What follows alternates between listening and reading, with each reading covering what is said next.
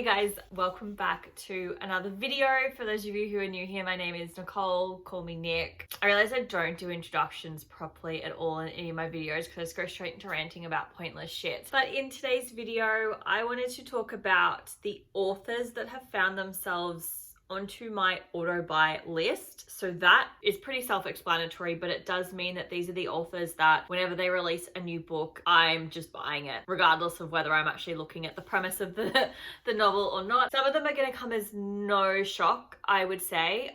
They're books that I've and authors that I've mentioned before that I say I like and I enjoy. Some of them are also currently very popular novels, so it is absolutely no surprise that they have found themselves onto this list. But yeah, I hope you guys enjoy this video. I'm going to talk about my auto buy authors and also just some honorable mentions as well for other authors that for a certain reason I can't classify them as an auto buy author just yet. But let's just get straight into this. All right, so the first author that I'm talking about is purely just to get her out of the way, because this is probably the one author that you guys are expecting to be on this list. I would argue that it's on a lot of people's list as one of their favorite authors. She is my #1 author of all time. That is, no surprise, Sarah J Maas, who is the author of the Throne of Glass series, the A Court of Thorns and Roses or ACOTAR series, and then also the Crescent City series. As I'm sure we are all well aware, Sarah J Maas is a fantasy author. But yeah, she's an amazing fantasy author. I love her novels. I have multiple editions of some of her books. So I just think she's fantastic. I love her writing style.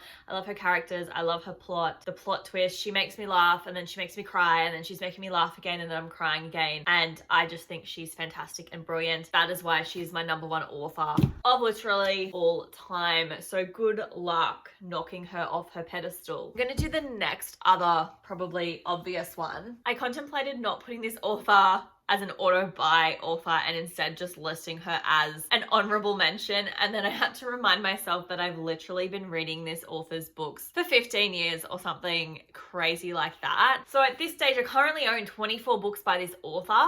Only 2 of them are hardcovers of 2 of the books. So I feel like if you own essentially 22 books by one author, they should go on your auto authors list. And that's why I was like, you're an idiot. You should be including her. And that is Cassandra Clare. She is an auto buy author for me, and the only reason I contemplated not sticking her on this list was because I believe she wrote a middle grade series with, I think it was Holly Black. I don't remember what it's called. I never picked it up. I didn't have an interest. I don't have an interest in middle grade fantasy at all. And that is the reason why I contemplated not putting her on this list, because I was like, you can't stick authors on this list where they've only put out one series and you're like, yeah, it's an auto buy author for me. And it's like, doesn't count. But then I have to remind myself that the Shadowhunter novels do have as I said, 22 novels. So of course she should be on your auto buy authors list, because as soon as I see that there's another Shadowhunter novel out, I just buy it. And I think that her writing style has definitely gotten a lot better over time. The Last Hours trilogy is my favorite trilogy, and she's hugely popular, and I don't feel like I need to get into this. And I'm really just more thinking about the fact that one of these books is poking me in the chest and it's really uncomfortable. So I'm gonna put her books down because I really overestimated myself in it being able to hold these 4 freaking monsters of novels. They're sort of the ones that won't be I think surprising to people that are on this list. Next author is Jen Bennett, and she is a YA contemporary author. She has a number of books. It's literally Anatomical Shape of a Heart, which is way too long of a name. Then it has Alex Approximately, Starry Eyes, which is my favorite, and then Serious Moonlight. We then go into Chasing Lucky and Always Jane. So I have read all of these books except Always Jane, where I've read these 2 multiple times, and they are just fun, quick, easy reads in the YA genre. I just adore them.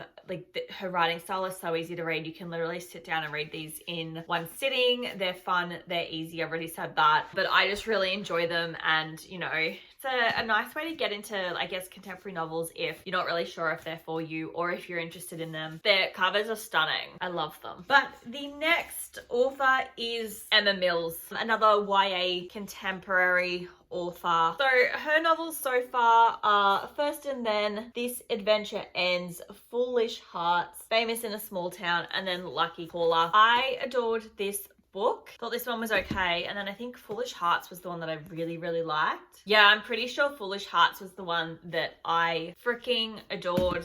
And then these two I liked too. So like with Jen Bennett, easy fun reads. These ones are a little bit like deeper, a bit more coming of age novels than what Jen Bennett does. But these once again, fun, easy, light reads. Will pick up anything that she puts out. So then the next auto-buy author is one very new to my collection, and that is Ali Hazelwood, and she is the author of The Love Hypothesis, Love on the Brain, and then Loath to Love You. But these are just contemporary novels, women in their mid to late 20s who are working in the science field, just covers like their experiences working in this field, more so their challenges of working in this field, especially being females in a very heavily male-driven industry. They're fantastic. It focuses on their love stories. I devour these books so quickly. I'm excited for the one that's coming out later this year. Ali Hazelwood books are just, they feel good novels, and you just feel great and happy, and they make you smile and they make you laugh, and that's everything that, you know, I personally want in my books, and that's why she's on this list. But anyway, so the next author that I want to talk about are contemporary novels as well, and that is Beth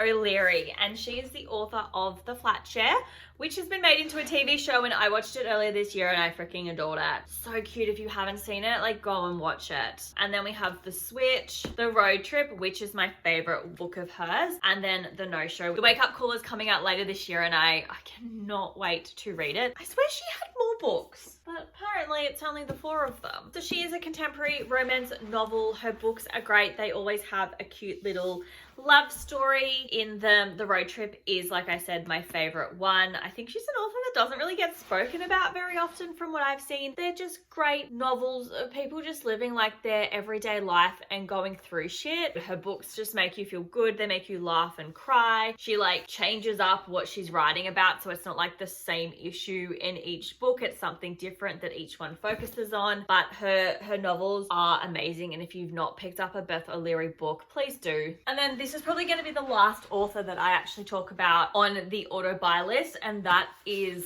Emily Henry, who is the author of Beach Read, People We Meet on Vacation, and then Book Lovers. I absolutely hate the covers that they brought out in Australia and the UK. Like, those neon paperbacks just don't do it for me. Emily Henry is a pretty well-known author, I think, at this point, but she does write a lot of, I would say, adult fiction. I don't know if people classify it as that. Romance novels. They're generally like second chance romance. We've got enemies to lovers. What I really like about her novels is that for the most part there's somebody in each one who works in the book publishing houses. Like, they work in like the book world somehow. They have some tie to it, and I really find that aspect really fascinating in books, and I'll enjoy reading about it. I just love her writing style. Her books are fun and easy to just read and enjoy. I'll literally pick up any book that this woman brings out because I think her books are just amazing. She is probably the last auto-buy author that I actually want to speak about. So the first honorable mention that I'm doing, and 2 different authors writing together, it's Amy Kaufman and Jay Kristoff, who did the Illuminae Files, which has Illuminae, Gemini, and Obsidio, and then Aurora Cycle, which has Aurora Rising, Aurora Burning, and Aurora's End. Now, these 2 have made it onto an honorable mentions list because I know Jay Kristoff write on his own. I don't know if Amy Kaufman has released anything on her own, but she does actually write with another author, Megan Spooner. I don't enjoy what Megan Spooner and Amy Kaufman write together. Don't really like it, didn't enjoy it, but I do enjoy Amy Kaufman and Jay Kristoff's novels together. However, I've not read anything else of Jay Kristoff, so that is why they are only an honorable mention. Like, I will pick up, if these 2 write together again, I will pick up whatever it is they write and give it a go, because I really loved these 2 separate trilogies. I thought they were brilliant, and the way that they write together is fantastic. So that is why they are an honorable mention, because I won't pick up anything else that they actually do.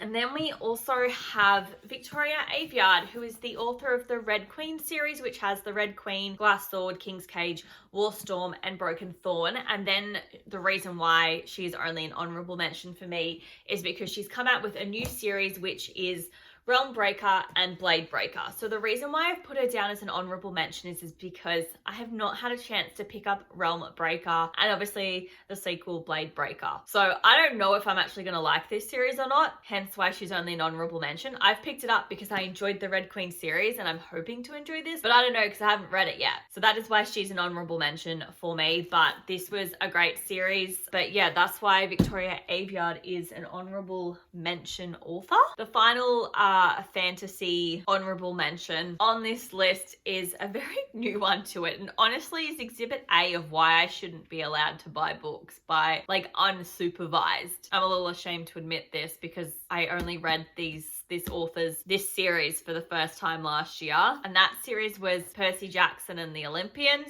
Judge me as hard as you want in the comments, but yes, the ripe old age of 29, I finally picked up this book series and it's been going around for a hot minute. I read the first and second book, I think, in this one, and then proceeded to rush out to Big W and locate the other 4 series in this world before I'd even finished reading all 5 of the novels in this one. And that's why it's an honourable mention, because I did really enjoy Percy Jackson, hence why I went out and bought the other 4 freaking series like an absolute idiot. Would like to point out I never picked any of them up. So I went out, rushed out, and located across multiple different Big W stores 16 other books because I have a problem. That is the Apollo Trials, the Kane Chronicles. I've somehow managed to fuck this cover up without even reading it. Magnus Chase, and then also The Heroes of Olympus. I don't even know what order I'm supposed to read these books in, but I have them. And that's why he's an honourable mention, because I apparently liked the first 2 books in the Percy Jackson series that much that I felt the need to rush out and buy another 16. So I hope to God that I actually enjoy these books because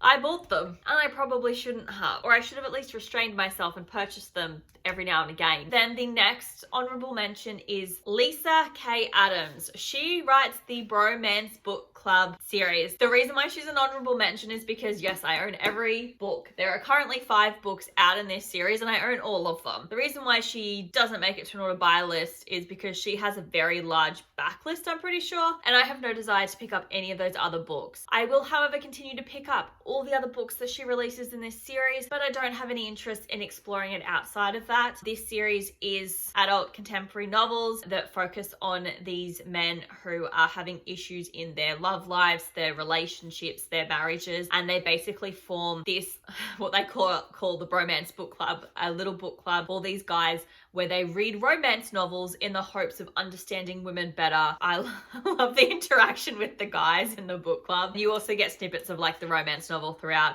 They're a fun, easy, enjoyable read. I really, really enjoy them. I love them. My favorite one is actually the 3rd one, which is Crazy Stupid Bromance. And then you have Isn't It Romantic? And then A Very Merry Bromance as well. I'm frequently like looking up to see if she's bringing out another book in the series because they're fun, easy reads. And I'm currently getting my mum hooked on them as well. Alrighty guys, we have made it to the end of this video. I don't know how much of this content I've made is actually going to make it through because I just felt like I was repeating myself a lot. And I guess I have a book type. Don't know if that's a thing, but I'm making it a thing for myself.